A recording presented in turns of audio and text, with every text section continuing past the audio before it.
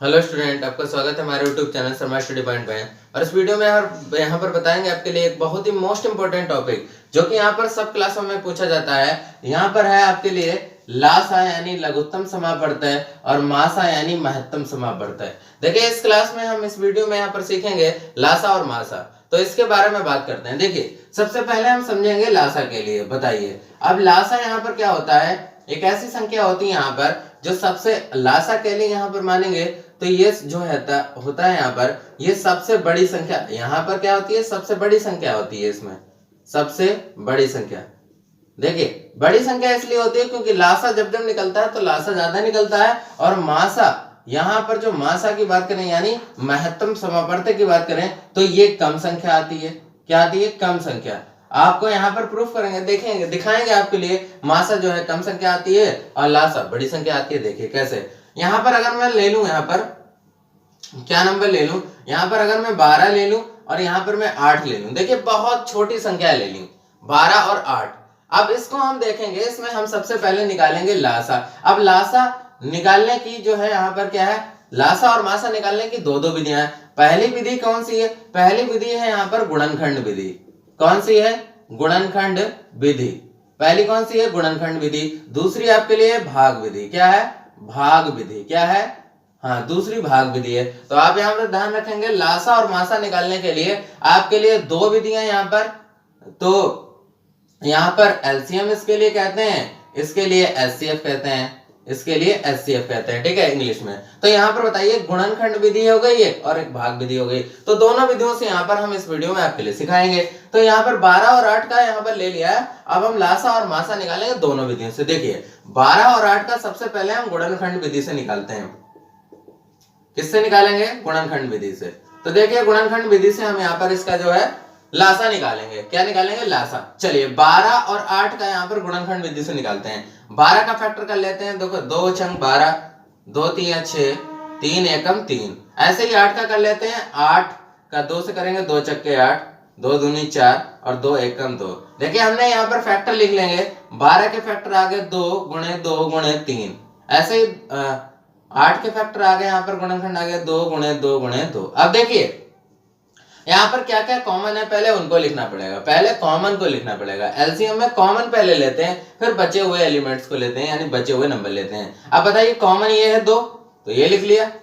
2 ये कॉमन है तो ये लिख लिया, है ना। और आप बताइए इसके अलावा और कोई है? तो यहाँ पर और कोई नहीं है, माने ये कॉमन हो गए। क्या हो गए? ये कॉमन हो गए, सर्वनिष्ठ हो गए। और इसके बाद क्या बचा? इसके बाद बचा आपके लिए क्या? ये 3 और 2।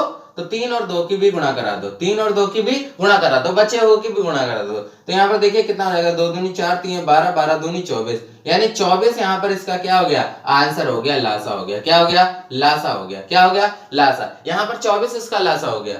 ये किसका मेथड है? ये गुणनखंड विधि है। ये क्या है? गुणनखंड विधि। अब आपके लिए भाग विधि सिखाता हूं। देखिए भाग विधि, भाग विधि क्या सिखाता हूं? भाग विधि। तो यहाँ पर भाग विधि अगर सिखाएंगे आपके लिए तो भाग विधि देख लीजिए कैसे। 12 लिखा और 8 लिखा, ऐसे लाइन खींच दी, ऐसे करके खींच दिया। अब देखिए 12 को और 8 को काटना है, 2 से काटो। 2 छंग 12 और 2 छक्के 8, फिर 2 से काट दो।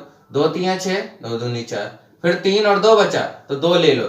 2 से 3 कटेगा नहीं, 3 को ऐसे ही लिख लिया। तो 2 एकम 2। अब 3 से काट दो, 3 एकम 3 और 1 तो है ही है। जब तक 1 1 ना आ जाए तब तक एलसीएम में रुकना नहीं है। जब तक 1 1 ना आ जाए तब तक एलसीएम में रुकना नहीं है। आपके लिए अब गुणा कर लो। 2 दूनी 4, दूनी 8 और 8 3 24। कितना हो गया? 8 गुणे 3 बराबर 24। दैट मीन्स यही आपका आंसर हो गया, एलसीएम आ गया 24। देखिए आपको दोनों विधियों से बता दिया। पहली विधि गुणनखंड विधि है, दूसरी विधि भाग विधि है। तो 12 और 8 के लिए आपको एलसीएम निकालना है। तो यहाँ पर देखिए हमने गुणनखंड विधि से आपको निकाल के दिखाया, 24 ही आया।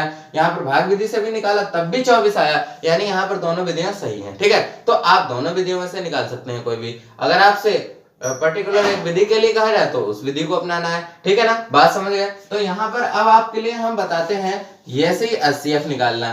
क्या निकालना? एचसीएफ यानी हाईएस्ट कॉमन फैक्टर को निकालना, महत्तम समापवर्तक को निकालना। देखिए अब महत्तम समापवर्तक निकालते हैं। तो हमारा यहाँ पर क्वेश्चन वही रहेगा 12 और 8 के लिए, उसी के लिए समझाऊंगा आपके लिए। तो यहाँ पर गुणनखंड विधि से और भाग विधि से आपके लिए अब निकालूंगा मैं मासा यानी हाईएस्ट कॉमन फैक्टर यानी एचसीएफ। देखिए एचसीएफ में क्या होता है, केवल कॉमन नंबर लेने पड़ते हैं। क्या लेने पड़ते हैं?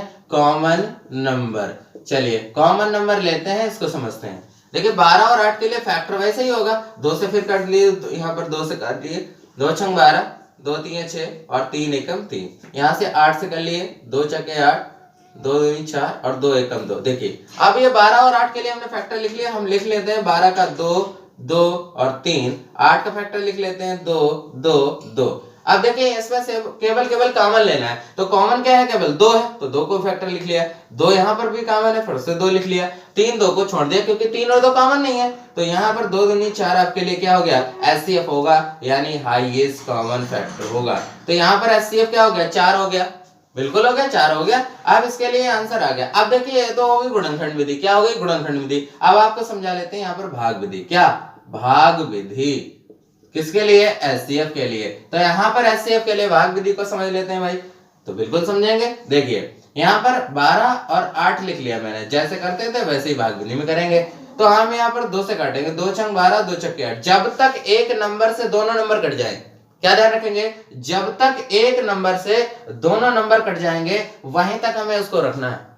इसके बाद अगर एक नंबर कट रहा है, एक नंबर नहीं कट रहा है, तो वहीं पर छोड़ देंगे उसके लिए, वही हमारा हाईएस्ट कॉमन फैक्टर, यानी जो फैक्टर हो जाएंगे उनके लिए ही बचेगा। तो यहाँ पर देखिए 6 और 4 दोनों कट रहे हैं 2 से, तो 2 3 6, 2 दूनी 4। आप बताइए 3 और 2 कट रहे हैं, 3 और 2 कट रहे हैं, 3 और 2 नहीं कट रहे हैं। अगर 3 से काटेंगे आपको तो 2 बच जाएगा, 2 से काटेंगे तो यानी 3 बच जाएगा। इसका मतलब यहीं पर आप स्टॉप कर दोगे, रोक दोगे। तो एचसीएफ क्या है, एचसीएफ वहीं पर रोक देना है जहां से एक नंबर से दोनों नंबर कट जाएं और उसके बाद फिर ना कटे, तो वहीं पर फैक्टर को छोड़ देना है। तो 2 गुणे 2 हो गया आपके लिए, यही 4 क्या हो गया, एचसीएफ हो गया। क्या हो गया, एचसीएफ। देखिए यहाँ पर भी 4 आपके लिए एचसीएफ आ गया और यहाँ पर भी आ गया। तो बात समझ गए होंगे, यहाँ तक है पूरी। तो यहाँ पर भाग विधि और जो है गुणनखंड विधि, दोनों विधियां यूज की जाती है एचसीएफ निकालने के लिए और आपके लिए एलसीएम निकालने के लिए। तो आई होप आप ये समझ गए होंगे इस वीडियो में पूरी तरीके से कि आपको गुणनखंड विधि और जो है भाग विधि कैसे यूज करनी है एचसीएफ और एलसीएम में।